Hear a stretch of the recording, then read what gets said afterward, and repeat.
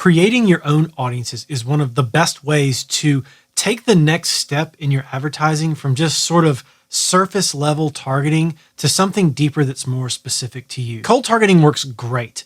It works great when you're just getting started, and it does work well across the board, no matter how old your ad account is or no matter how long you've been advertising. But every audience is a little bit different. Every artist is a little bit different. Every song is a little bit different. And those differences can be quite powerful. The best way to get started down this journey is to start with a custom audience.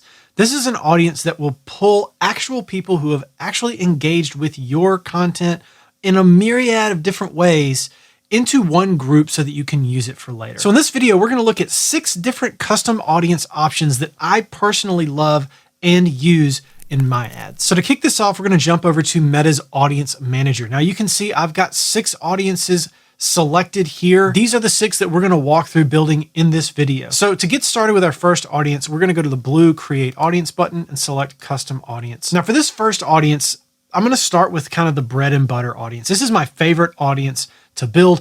If you don't watch this entire video, but you just watch this part, you will have a lot to work with. This is the audience of all audiences, in my opinion. We use this for most of our artists with my agency, DuPree X. It's a great place to get started if you want to start capturing attention from people who have actually seen your work in the past. So in this next screen, we're going to start with Instagram account as our source, and we're going to go to next. Now, when you get to this next part, your Instagram account should be selected. If it's not, select it from the dropdown. And we're going to leave this events dropdown exactly where it is now. Everyone who engaged with this professional account, we're going to keep the retention at 365, and then we're going to give it a name. Now, as you saw on the previous screen, I like to name it something like Instagram 365. Now, once that's done, we're going to click the blue Create Audience button, and we'll have our audience made. Now, a couple of notes before we move forward into the next audience. I like to keep the retention on these things as wide as possible. Over the past several years, well, many years, Meta's targeting has only gotten better. And Meta knows a lot more about its users than you and I ever could. It might feel like it's a good move to create a 30-day audience or a 60 or 90-day audience. I used to do that several years ago.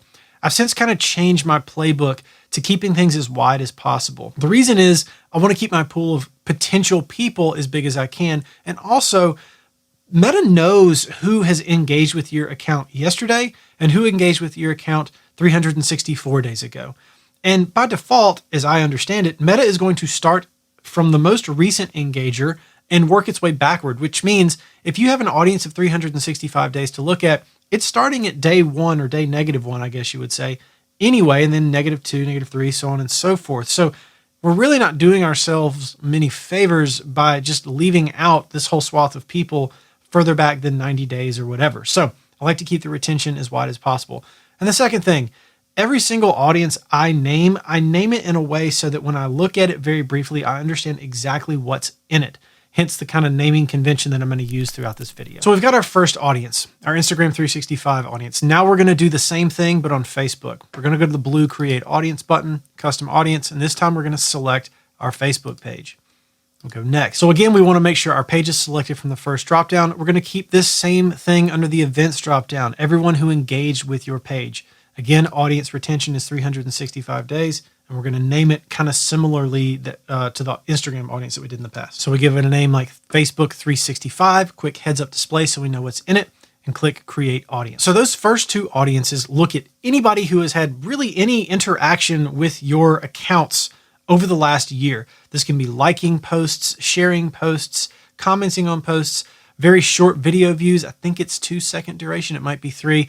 Anyway, anybody who has kind of seen you for any like minuscule length of time over the last year, they're going to get dumped into this audience. So these 2 audiences, if you've been posting organic content or advertising on both of these platforms, should in theory be your biggest audiences for the most part. But sometimes we want to go a little more narrow than that, and we want to look at just people who follow us. So we're going to create 2 audiences that do just that. So again, Create Audience, Custom Audience. We're going to go back to Instagram. And in this second dropdown, instead of everyone who is engaged with this professional account, we're going to go for the top option and go to Account Center accounts who started following this professional account. Now, the first thing you'll notice is that the retention period is gone. There's no timeline on followers. It's just anybody who has followed you, period. Doesn't matter when.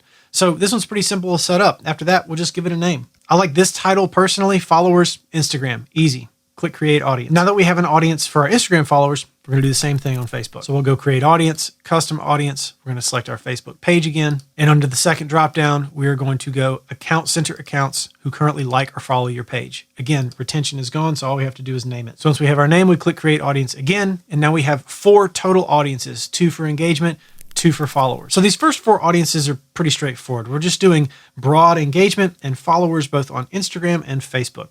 But now we're going to pivot a little bit outside of these kind of basic audiences, and we're going to do one that requires a little bit more work up front and maintenance on our part. And we're going to make an audience based off of video views. Again, we're going to go to create audience, custom audience, and instead of Instagram or Facebook, we're going to select video under meta sources and go next. So now we have this drop down. We have to choose an engagement type. So just like we did with the 365-day window on both of our engagement audiences, I like to go as broad as possible with this. So I'm going to select people who have viewed at least 3 seconds of your video. The reason is kind of the same along the lines of why I want to keep the retention period, the timeline as broad as possible.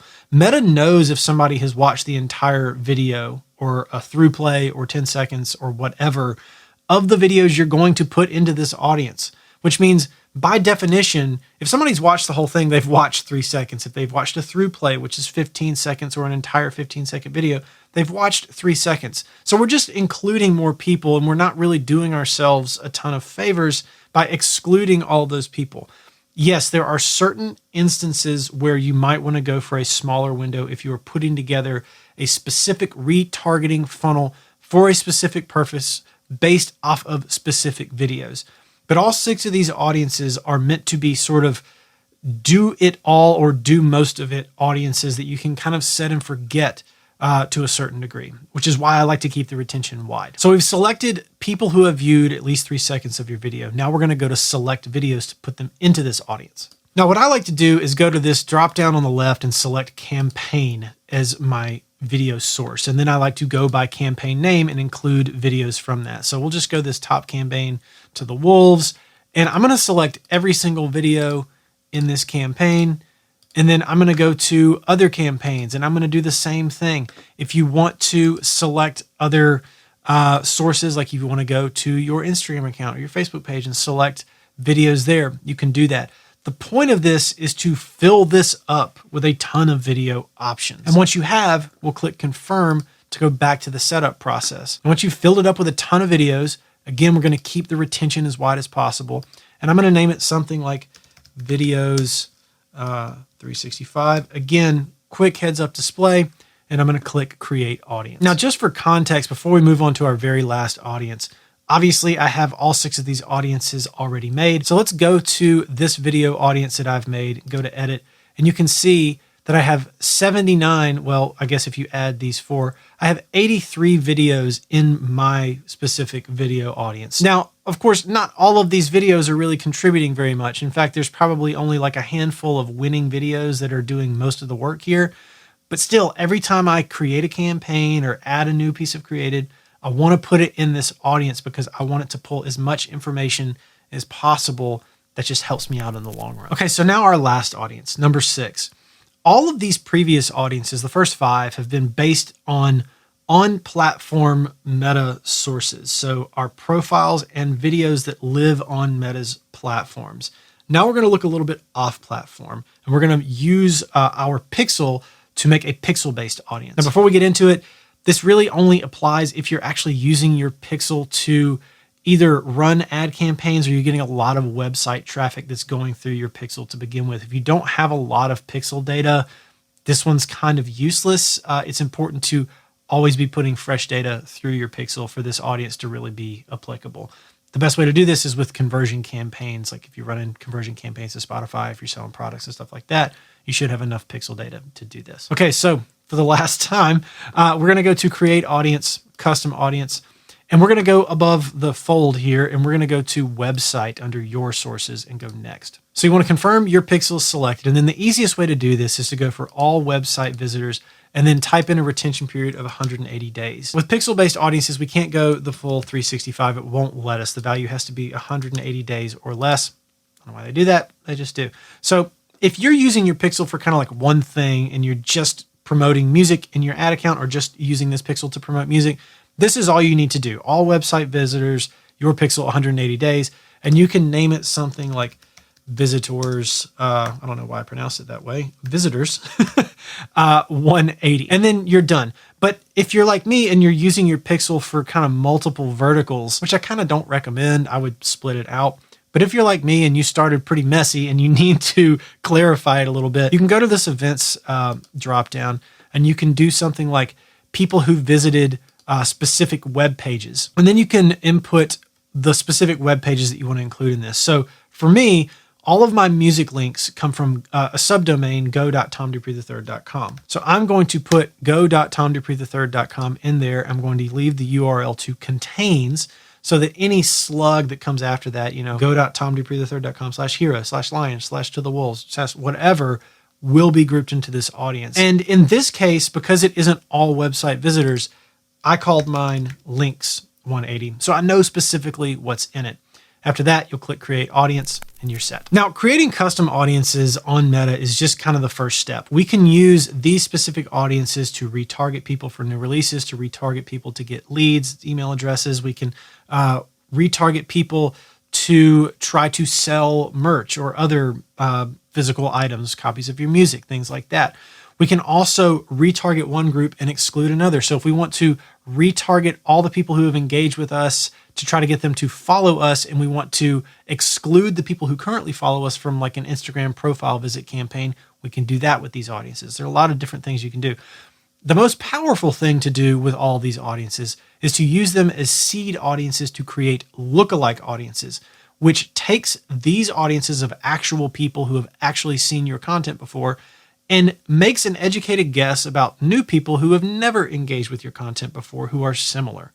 We'll do that in another video. I've actually done videos on that in the past, but maybe we're due for a refresh. If you think we're due for a refresh on creating some new lookalike audiences based off of these custom audiences, drop me a comment. Let me know. I'd love to hear from you. And if you enjoyed this video, give it a like. I'm told that that helps as well. If you did enjoy this video and you want to go deeper with topics just like this, then I hope you'll subscribe to my newsletter, The One Thing. Every Tuesday, I send out one thing that I am either thinking about or testing to succeed as an independent artist. So if you do want to subscribe to that, I'll leave a link to do so in the description of this video. And as always, thank you for watching, and I'll catch you on the next one. Peace.